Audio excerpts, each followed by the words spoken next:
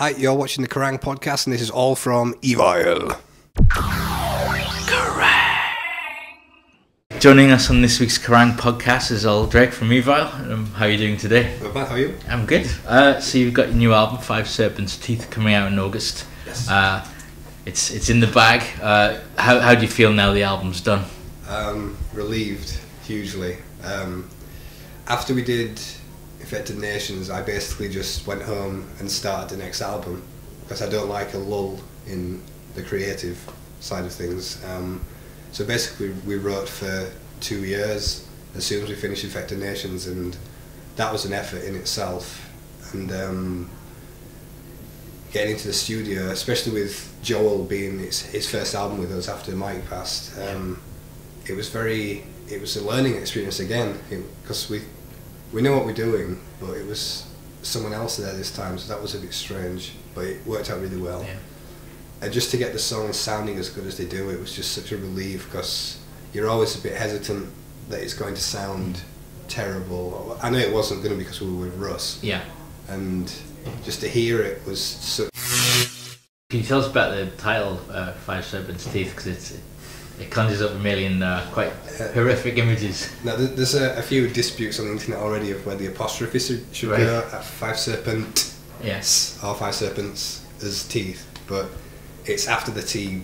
But one, I don't know why, because it's Matt's subject, and he's really defensive this time. He doesn't want to give too much away because he doesn't like, in the modern age, how information's so readily available. You can go on the internet, what's that about? Oh, it's about that, okay.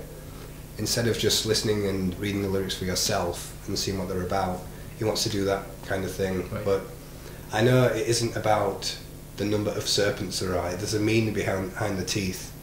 I know it's from a book that he really loves, and it's about quantities of a serpent's teeth.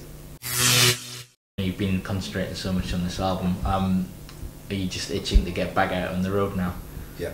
Yeah. Like I was just saying, there's kind of 3 modes. There's touring mode. For me, when we go on the road, it takes about 4 days for me to readjust to being on tour.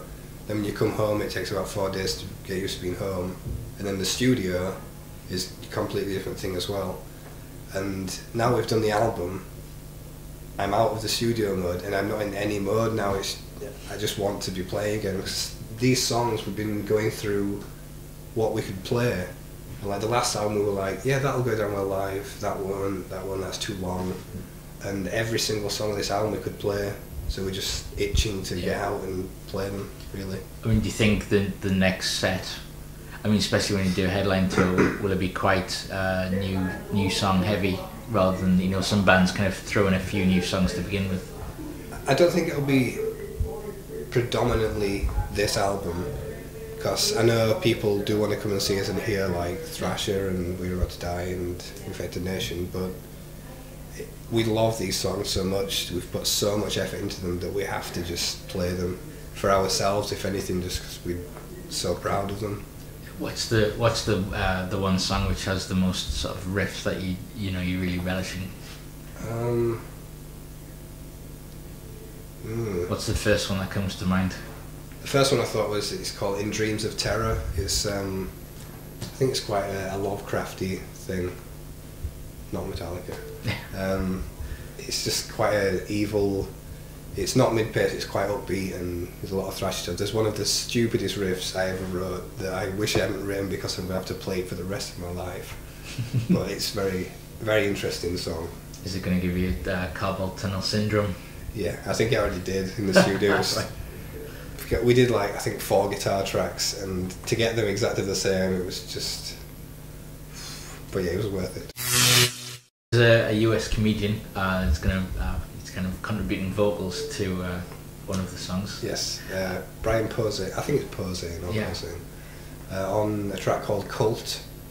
The chorus is just, it ends with the word cult, so we thought, who could we get to shout Cult? Who's a big guy, who would be...